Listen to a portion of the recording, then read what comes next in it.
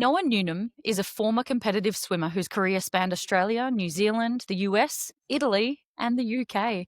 From training over 30 hours a week in Texas and earning a top 8 state ranking to winning bronze at the Welsh National Championships, his journey was marked by both achievement and challenge, including major surgery and the disruption of frequent international moves.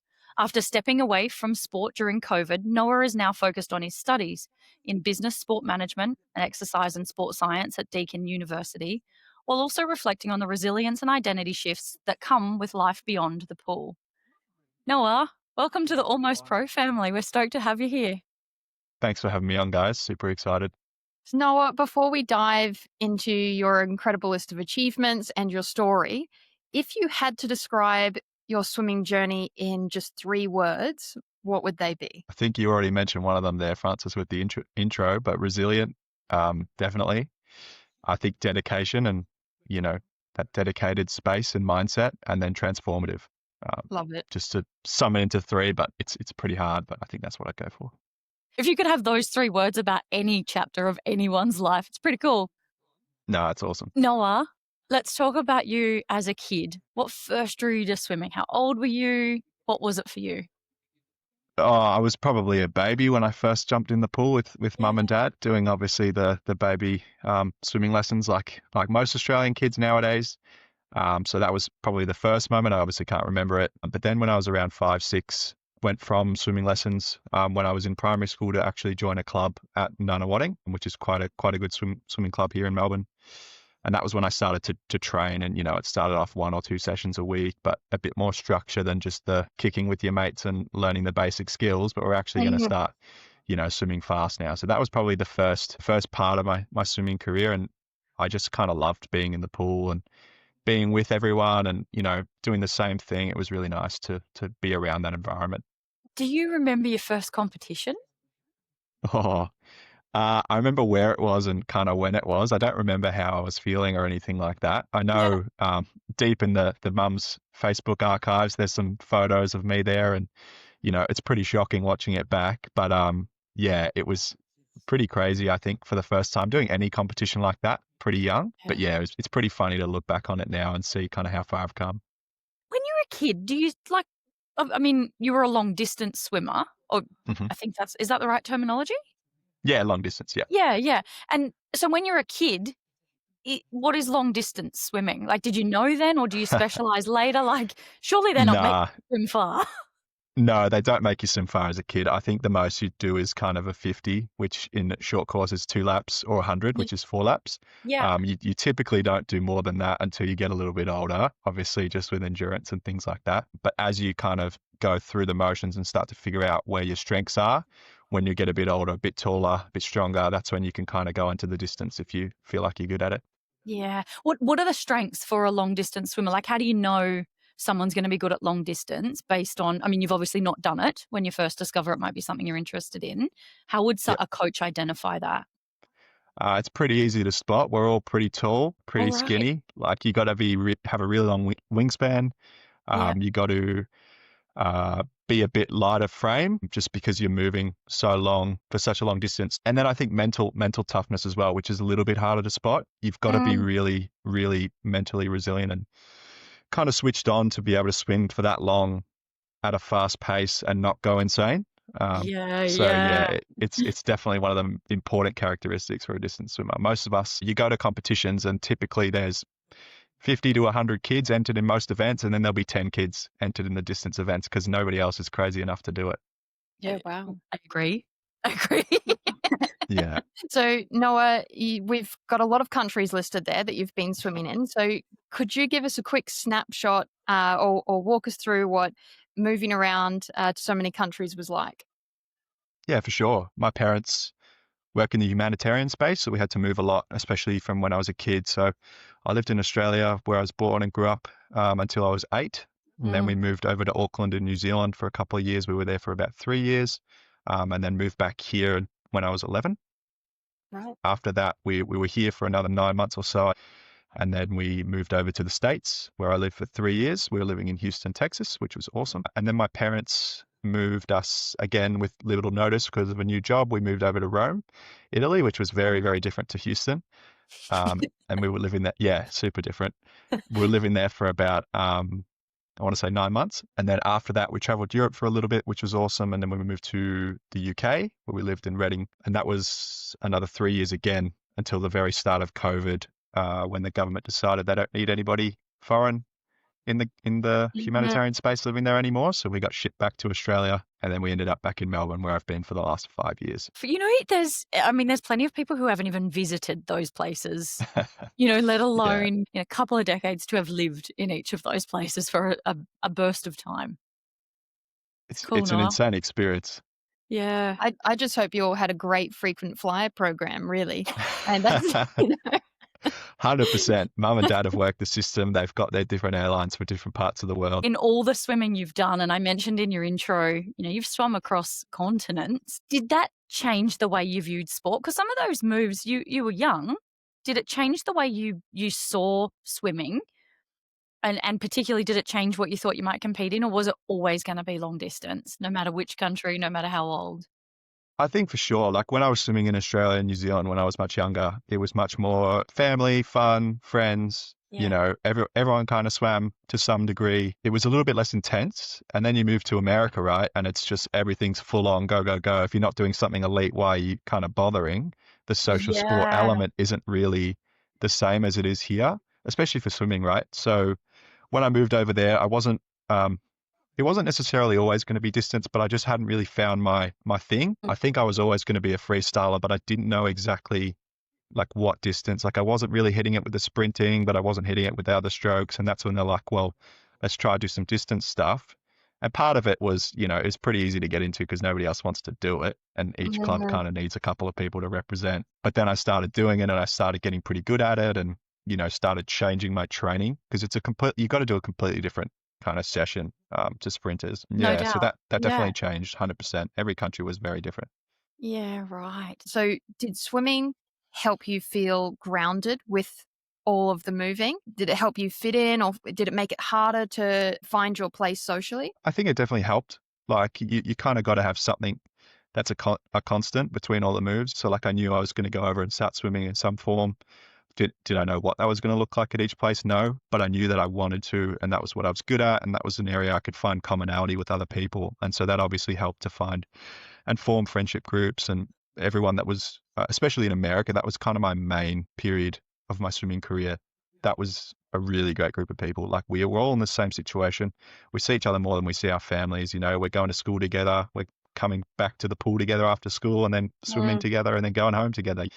So that made it really easy to kind of fit in. Yeah. I know this is your swimming journey, but I am curious, did you ever consider playing other sports, or did you try other sports? Yeah, I did for sure. In New Zealand, I played soccer to quite a high level as well.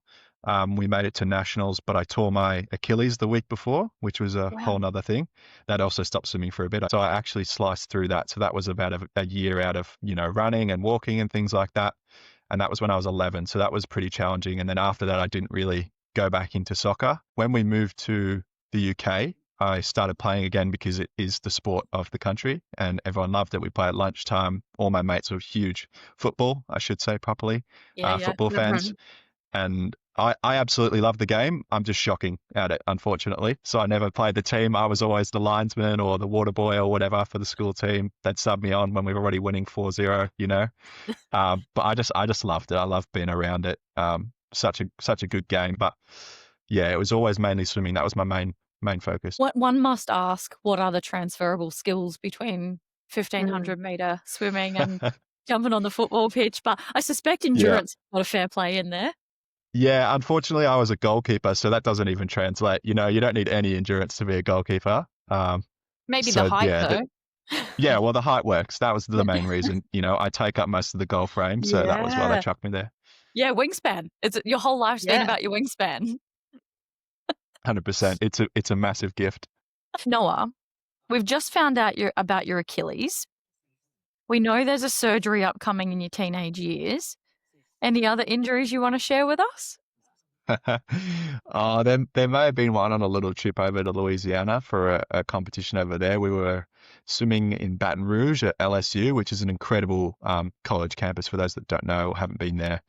And for whatever reason, their mascot is a tiger. And so obviously when you go there, being American, doing everything over the top, they've got an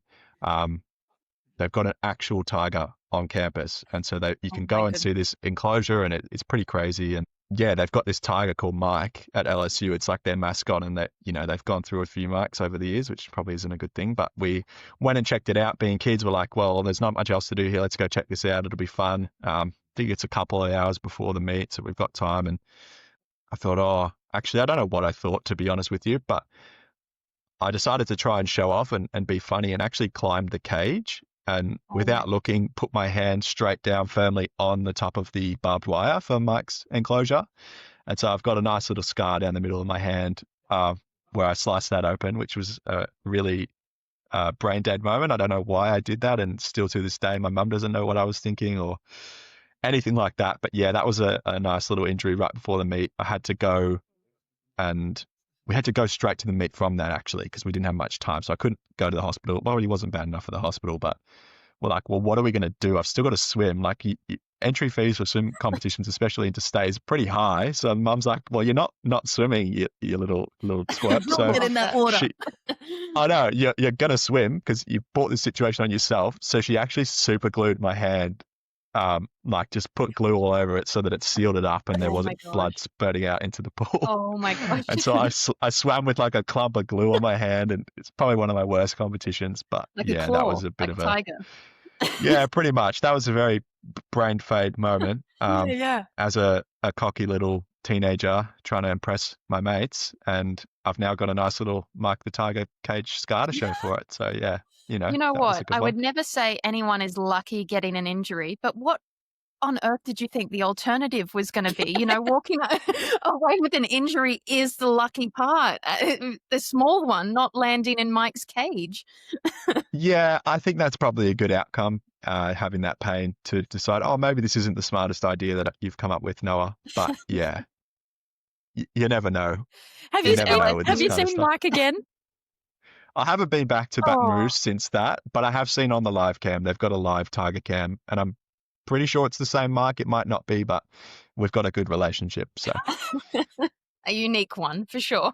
yeah, definitely not one that many others share or have tried to break into. When Noah met Mike. Yeah, something along those lines. I love it. Just So good. ridiculous. Well, thanks for introducing us to Mike. I know. Well, now you know, and you can watch him 24/7 on the LSU website if you That's ever right. feel the need to That's watch a right. tiger walk around a small We will cage. absolutely post that link Yeah, for and everyone Noah, later. Noah, on the live cam, can you actually see if there are students potentially climbing the cage, or is it just looking at the tiger? Oh, look, I think they've upgraded his enclosure now, and there's no barbed wire at all. It's a massive concrete thing that you can't climb. So maybe that was something that they looked at and thought, oh, maybe this might be a slight flaw in our system and have to upgrade that. So In case yeah, we get definitely. another visiting Australian. Yeah, well, another idiot that doesn't know what he's doing and trying to show off. I love it. Especially for the 1500, that was like one of the worst things ever. I was like carrying a brick on my left hand, trying to swim, then having to remove the glue after swimming and like get it fixed up properly. It was, yeah, that was a fun one. Ouch. Did not think of that Yeah. bit. Yeah. Yeah, no. I don't know if it was, it was definitely not super glue. It was something nicer and more safe than super glue. From one mum to another, it was super glue. Probably. She grabbed Yeah. what we had in the car. Or craft glue. Yeah. Sometimes there's craft glue at our disposal. I love it so much. Hey, when you were swimming like that 30 hours a week in Texas, or more than, I think you said to us, what's that training environment like? Because you're obviously, you're there a lot. Yeah, 100%. Twice a day, most days for 4 to 5 hours. It was incredible. As long as you got a good coach and a good group around you, I don't think the training element actually matters, because you kind of get through that on your own if you're good enough and you've got the endurance and the mental strength. Yeah. The training itself's pretty easy. It's just kind of how do you go every single week being the exact same, punishing yourself, putting your body through so much Yeah. strain. How do you balance that all the time, And when you're a kid and you've not got much else going on, it wasn't too bad because that was all I knew. I was swimming every day, come home, sleep because I got swimming in the morning. So it's just like, that's my whole life. On the weekends, swim meet, swim competition. At one point I was swimming for school and for a club, which was crazy as well, even though it's all the same guys and similar coaches in the same pool. You're swimming for two different things. And yeah, the training environment is incredible. The Texas system and America, the way they do competition and the way that they've got clubs set up for high performance is unbelievable. Completely changed the way that I kind of looked at sport. Yeah. And I mean, begs the question then, if you're chasing a professional swimming career, I would logically, being Australian, but also understanding the way that swimming is viewed in Australia as a sport and also as a necessity, would you say there's a greater professional swimming outlook for a career in the US compared to Australia? 100%, but it depends on your goals, and what you Okay. define as a professional career. You know what I mean? There's Okay. so many elite swimmers in the US that if you want to make the Olympics, for example, you're going to be pretty hard pressed. Right. Um, and that's similar in Australia as well, but it really depends on what your kind of outlook is, right? Like if you want to be swimming for money and that kind of thing, then 100% the US is the place to be. You get scholarships and you can go to have a college career for 4 years. After that, there's some swim leagues that are starting to pop up, and you only really get invited to those unless you've got the exposure that probably the US swimmers have got.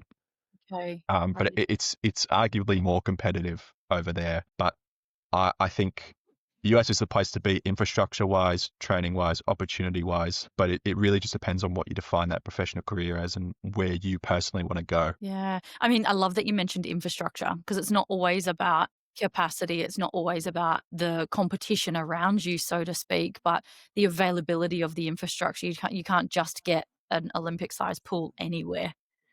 Exactly right. And Australia's got hundreds and thousands of pools around, but Yeah. it's also the quality that you've got access to, right? Like Yeah. Yeah. the club I was swimming at, we had a 8-lane 50-meter Olympic pool. We also in the same venue had a 8-lane 25-meter pool side by side, and they could both be interchanged, right? So you could have 24 short course lanes because it was 25-meter width, and then you Oh, change it wow. and have a 50-meter length pool as well. So you can have two competitions at once.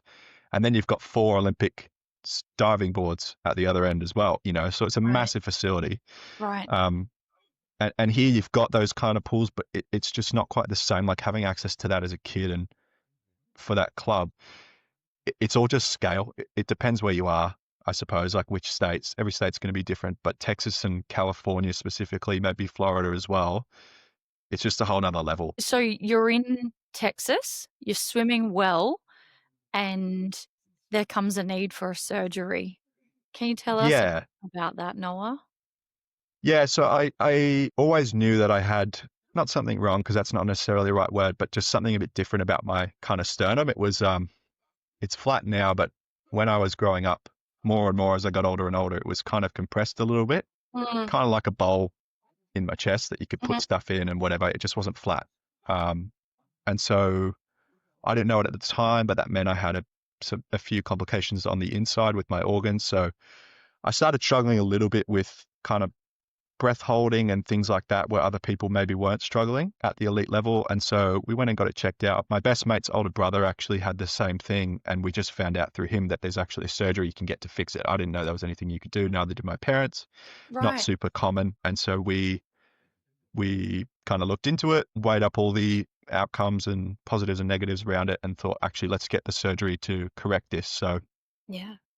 had to go get that surgery. It was pretty intense, full day surgery, put in a metal rod. They put it inside the side of my chest and Mm. spun it around and flipped my sternum 3 inches off my lungs and heart. So I actually only had about 66% lung capacity, and it kind of looked a bit like a squished donut in the CT scan when it's actually meant to be more of an oval. So Wow. much needed, super important, and in hospital for a week, a pretty long recovery period, but it was 100% worthwhile. And if I had the choice, I would have done it again, but Mm. just super full on, had to be done during puberty when I was growing. So, it was at a pretty poor time swimming wise, but much needed, I think, for myself. Mm. And now, time for a short break. Don't forget to like, follow, and subscribe to join the Almost Pro community and stay up to date with the latest episodes and news. To find out more or to apply to be a guest, visit almostpropodcast.com today. Amazing, Noah. Wow. Surgery can definitely be a big hit. If we go to your peak, because I know that you supplied us with your PB when you were at your peak. in Back in the day. back in the day, swimming for the state. And what were you ranked when you were in Texas? It was quite high. So when I was 14, yeah, I was top 8. So Top that's 8. quite good. State championships. Texas is massive, obviously. So even though it's not top 3 or anything like that, it was still a pretty good achievement for myself. Yeah. So impressive. So for those listening, Noah swam 17 minutes, 38 seconds in the 1500 meter freestyle. As you mentioned, at 14 years old. And just to put that into perspective, that's only about 1 minute and 20 seconds of qualifying for the Junior National Championships and just over 2.5 minutes off the USA's Division I college standard for the National Collegiate Athletic Association, or NCAA. So at just 14, he was on track already with athletes who go on to compete at the highest college level. Come So, on. Noah, did you feel at that time that the dream of going pro was within reach? 100%. I mean, when you say 2 minutes off, it seems like quite a bit, but if you put it all into perspective with my age and Right. time and the nature Yeah. of the event, like dropping a second a lap isn't out of, the realm of possibility with a bit of growth and more training. So I think 100%. I was looking at colleges. My friends were all looking at colleges, and some of us were starting to get offers, the people in the year group above us. And so it was 100% right there. Like I was pretty fortunate to be in the position that I was in at the time. And yeah, I think I was pretty much on track. And So there's good. just such a mix of things happening, isn't there? I know if we circle back for a moment, the recovery period, obviously, that you mentioned was at about a year. What was that like jumping back in the pool for the first time following your recovery? It was intense, pretty tough, I think, mentally more than physically. I knew where my body was at with it, and it was just like, can I get back to where I was? And, feeling so weak and pretty let down with where I was physically as well. It was quite a challenge to get back in and start doing it again, because you're pretty much starting from scratch, right? Like I had Yeah. the skills and, I knew how to swim, obviously, but it was building up that whole new level of strength, and it's just a whole nother challenge with it that I had to kind of adjust to. So yeah, it was probably more mentally challenging than anything else. But yeah, that first session back in the pool at the little YMCA by my house was pretty slow. And yeah, like looking back at it now, I was pretty impressed with where I was able to get back to after that. Because that probably could have been the end if I really wanted it to be. Were you scared to get back in, Noah? I don't think I was scared to get back in the pool. Like I wasn't afraid of it. It was Yeah. probably scared to start trying to compete again and train, because everyone else has had the same consistency, whereas I've had this massive drop off. It was like, Yeah. well, I don't want to come back to training and be the worst person against all my mates and stuff now. Like, how do Yeah. I, build back up and not embarrass myself? And a teenager, right? Yep. Like, Yeah. that's a So there's all big those. deal. Yep. Yeah. But got through it. And did you get back up to that 30 hours a week training? I did for a little bit. Like I was right there. I was going to the training sessions, and just with the nature of how it was, I was struggling a bit. So I had to sit out every now and again and things, which was okay. But right as I kind of get back to that level, then we moved again. And that was kind of, I was just there ready to keep going. And then we had to move, and completely different environment, which, no availability at all to do that same training regimen. Yeah, you're in Rome at this point, right? You leave Texas for Rome. Yeah, very, very big change. Could you swim in Rome? You could, but it was a bit like nowhere near like what I was doing, very small pools. I don't even think they were 25 meters. Some of them were underground, felt like they were mafia run, it was just a bit all Wow. over the place. Wow. And Wow. so I probably could have, but I didn't look into it as much as I maybe should have, just because of the change. It was pretty hard moving there, and I didn't speak Italian, so I didn't want to go and join a club where I can't really communicate with the Yeah, other of guys and the course. coaches and stuff like that. So Yeah. And I guess when, the way that you've described where you were swimming in Texas, I suspect most places would have been a pretty wild contrast, but Rome was like the other end of the spectrum, right? 100%. Yeah, and there are pools and things like that, but just because of where we were living and the nature of what the move was and how it was all going, like we were right in the heart of the city, and Dad was working with his new job, and Mum was doing her own thing. We were online schooled, so it was yeah, that was never really on the cards, swimming there, and none of us did any sport whilst we were there. We just played soccer in the local little concrete park and frisbee and, you know, annoyed all our neighbours. Do you reckon Rome was where it got away from you? Where Rome was that key turning point that said, you know, this is when I needed to be in the pool and I'm not? I think so. I think partly was the surgery. Like, if I had stayed exactly where I was on the same track, like, me moving would have been more of a question than it was with the family, because there was potential for me to stay and live on my own or live with friends or whatever and then go to college. But I think because of the surgery, it was a bit less of a question because I wasn't quite at that same level. And then obviously Rome probably killed it. I really needed, especially 15, 16, as a swimmer, that was when I really needed to be upping my training and upping my level. So I think that's probably where the decline started to happen. Did you, when you were in Texas, did you ever think, or did it sit in your mind that at any point mum, dad could be called and this could all just wash away? Or was Rome just the biggest surprise? Hard to say, because by that point it's what, like fourth move or third move or whatever.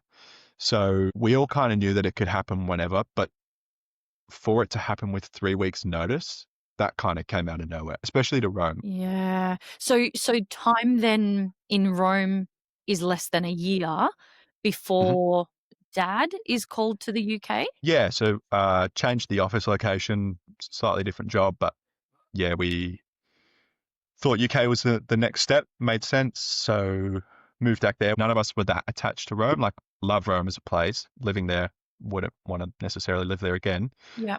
So that move was pretty easy. And so when you end up in the UK, you decide to get back in the pool at this point? Yeah, for sure. Wasn't doing any other sports. Like I said, I'm not that good at football, and over there it's, you know, life. Yeah. So I knew that wasn't probably the right move. But yeah, started getting back into swimming, found a good club, moved my way up a very, very different system over there. Clubs are all way smaller. There was 2 top squads and I was kind of in the second one below, and yeah, super different system. Swimming in a like public pool.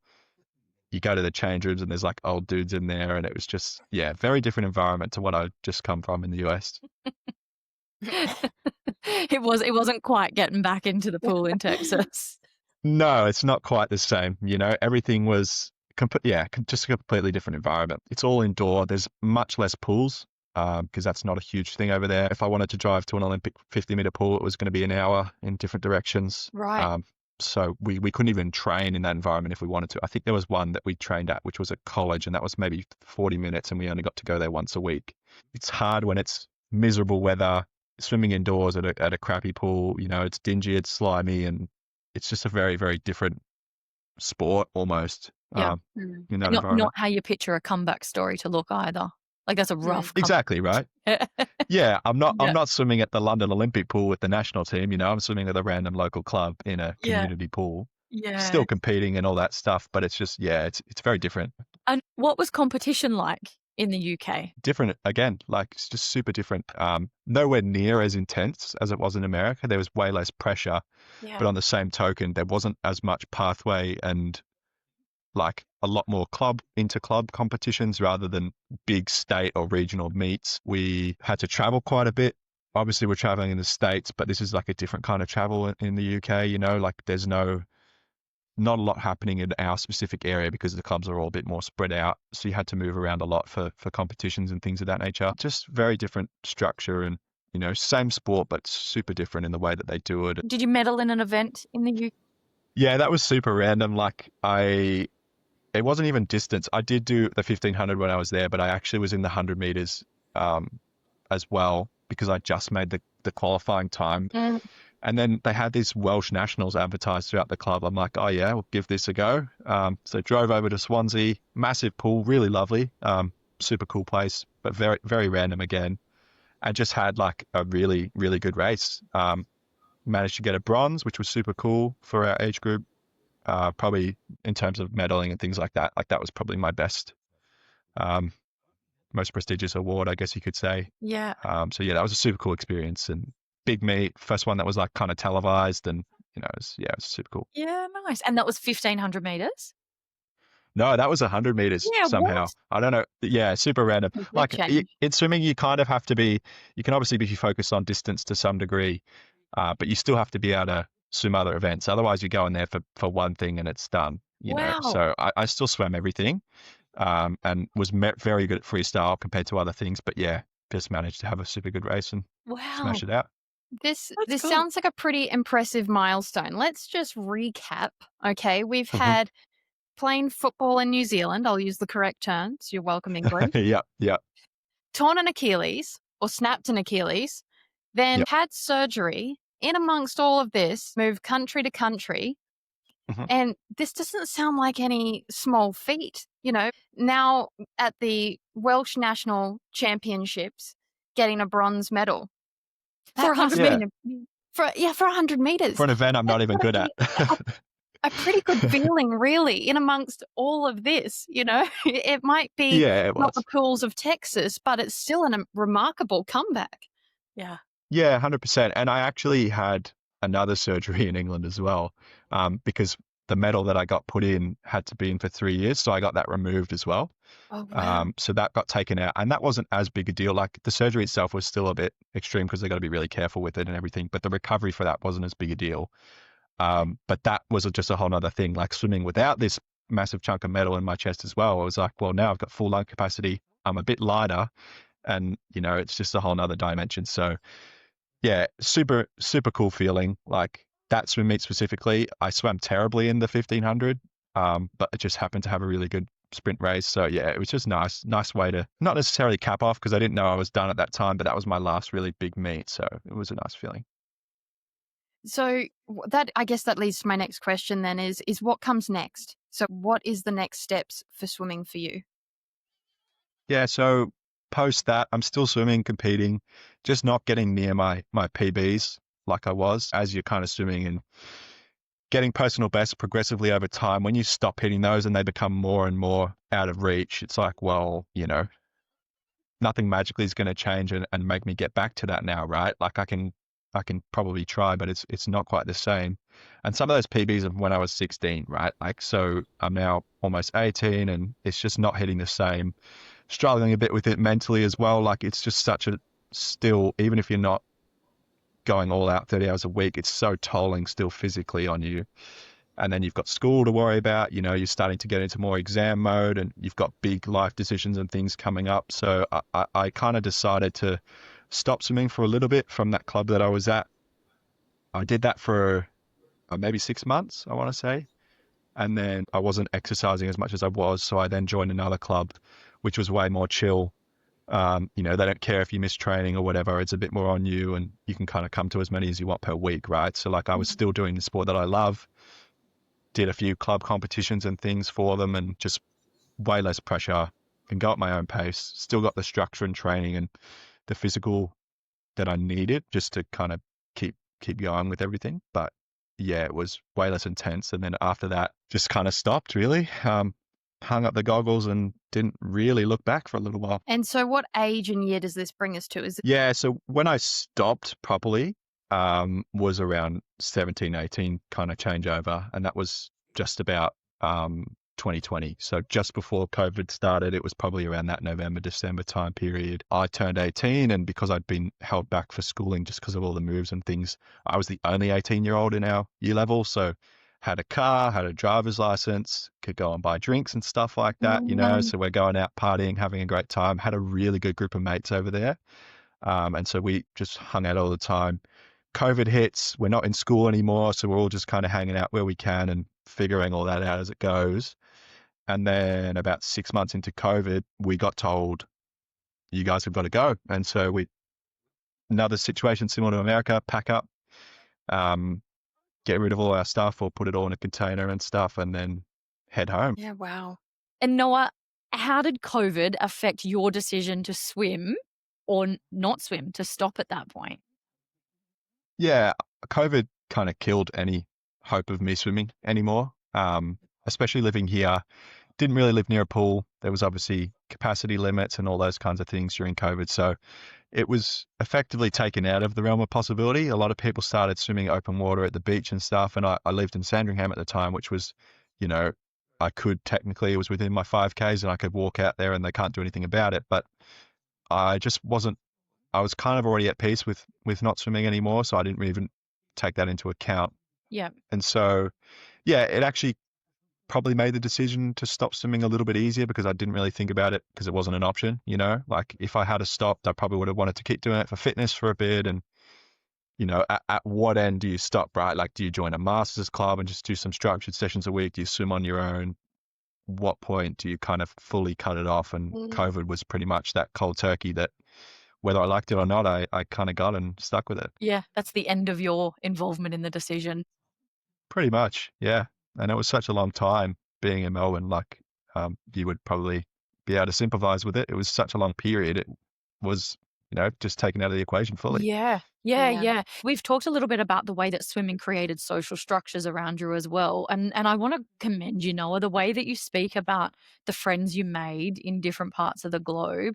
That is a skill. It is a skill, whether you're a kid or not. Often those teenage years are awkward and clumsy, but to speak the way you do of the friendships you formed in the UK and the friendships you formed in Texas is a real skill. That's a personal attribute you must be so proud of. 100%. I've got an incredible group of mates across the world. And anytime I go traveling now, which I do quite often, try to, it's like, oh, I know somebody here that I can go and stay with for free and hang out with and catch up with. So it's really good, really nice to have. But then, yeah, like you say, coming into COVID and then losing that, it's like, well, I don't really have that same base here, unironically, even though this is where I was born and grew up, right? Yeah. Like, I've got a lot of extended family, like 95% of my family all live here. We've got a massive family where it's all 4 kids and, multiple cousins and all that kind of stuff. So that's been great to have that back. But then I've actually found another group of mates who have a common interest in American football, which I absolutely love. So we're all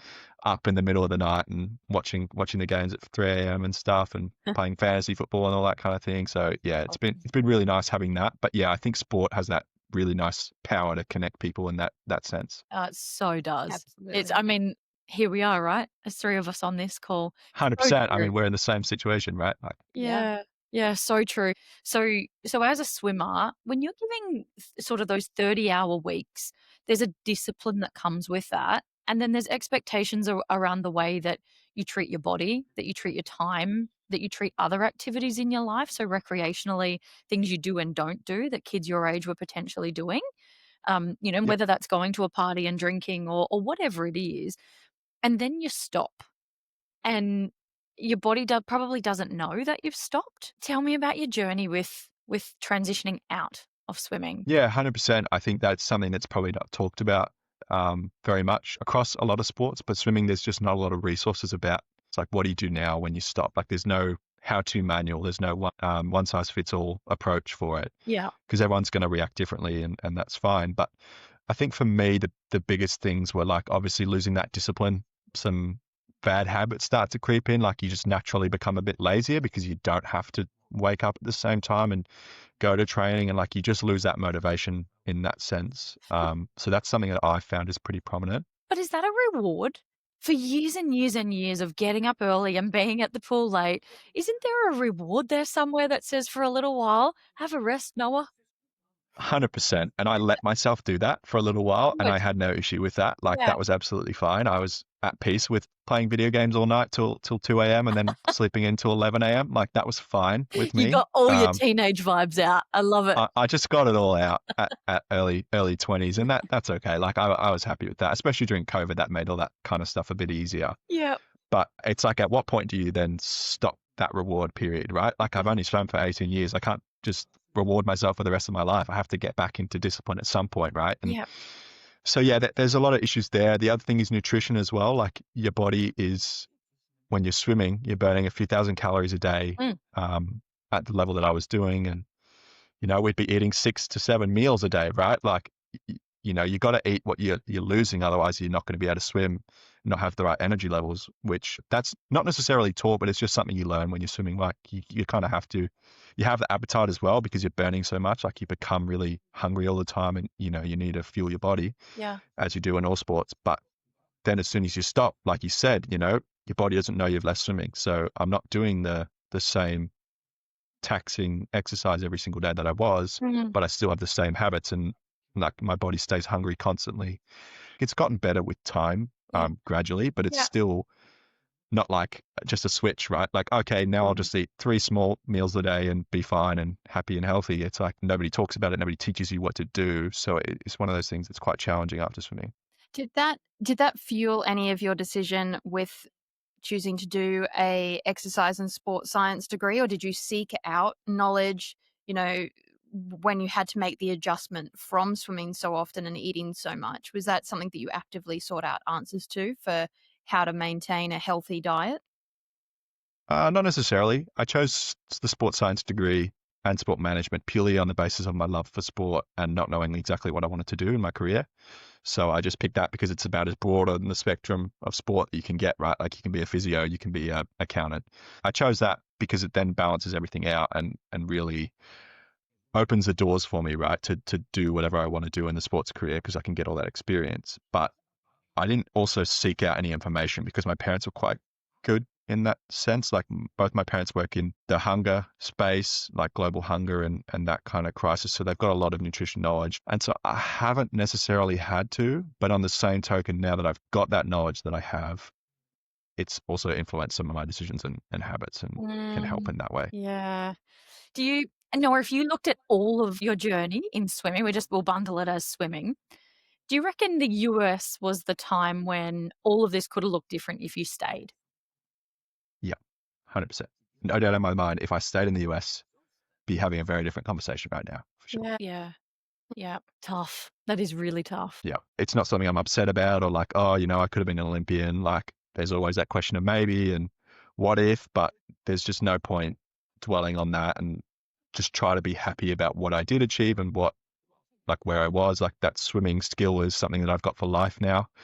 I haven't swam in a couple of months, can jump in the pool and smash out 5, 6Ks. Like there's not many people that can just do that on command, untrained. So I'm grateful for that. Like that's such a good thing to have and be able to do. Sounds like swimming just gave you so much. It did. I got so much out of it, right? Yeah, there's so many chapters, I think, to your journey as well. Looking back, what's one thing that you wish younger Noah had known about the realities of chasing a sporting dream and chasing this swimming goal? I think just enjoy it whilst you've got it because it can go at any minute, right? Like any surgery, any injury, any move, all things that I've experienced, your dream can go at any point, right? Like for whatever reason, life happens, things happen. Just enjoying the time that you've got. Like my best ever race, enjoying that, not taking it so much for granted, but really enjoying that and being in the moment. And that's probably what I would say. Any dreams of a comeback? Maybe. I mean, I was at MSAC the other day and I saw like the 60 and 70-year-olds doing the Masters competition. I was like, oh, you never know. It's not completely closed, but it's very, very much close to being closed at the moment. I love it. Noah, my footballing swimming friend, we're going to take you on a journey called This or That, which is a game that Laura and I Gotcha. like to play each episode. It's quick fire. We'll ask you to choose between two things, and we want to hear your answer. Let's do it. Let's do it.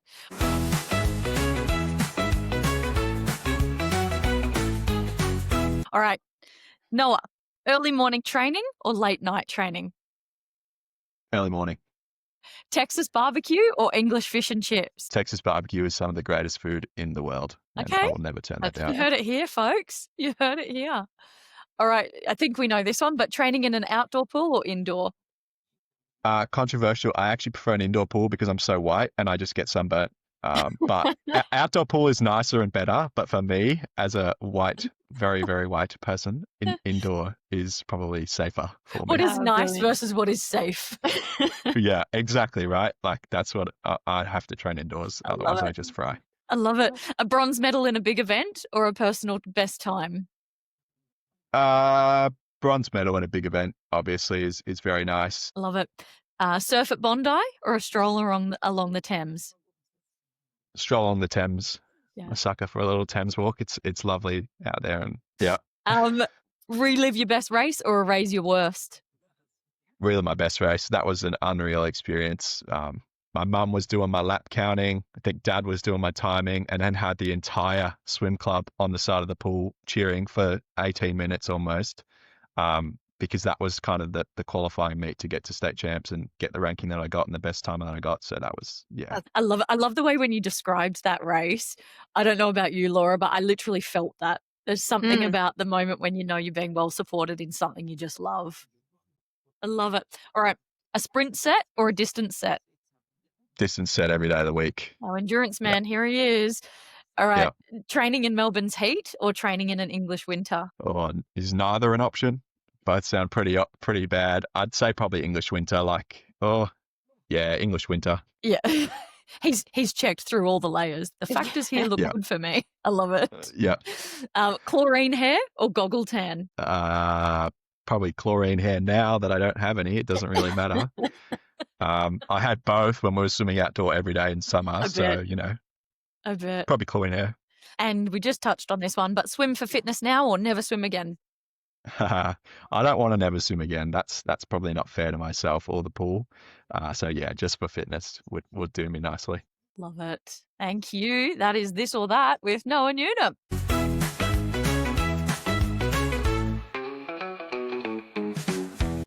Awesome. Noah, it has been absolutely wonderful having you on the show today. This is an incredible journey that we have been through so many chapters, through so many twists and turns, through so many comebacks. It has just been absolutely amazing. And that is a wrap on today's episode with Noah Newnham. From starting out as a little kid in swimming lessons to competing across the globe and now balancing study with the demands of life, Noah's story shows the resilience and drive it takes to make it in sport and stay in sport. If you've loved this chat, make sure you hit follow so you don't miss future episodes of Almost Pro. And if Noah's journeys resonated with you, share this episode with a friend, teammates, or coach, because sometimes hearing someone else's story is exactly what we need to keep going. And if you've got a story to share or you know someone who does, we would love to hear from you. Head over to our Spotify, YouTube, or social media pages at Almost Pro Podcast to get in touch. Noah, once again, thank you so much for joining us today. Thank you, Noah. Thanks for having me on, guys, and bearing with me on that pretty crazy roller coaster. For this week's question from the grandstand, returning to sport after surgery or a major injury takes serious mental strength. But what other qualities do you think it takes to make a comeback? Let us know in the comments below.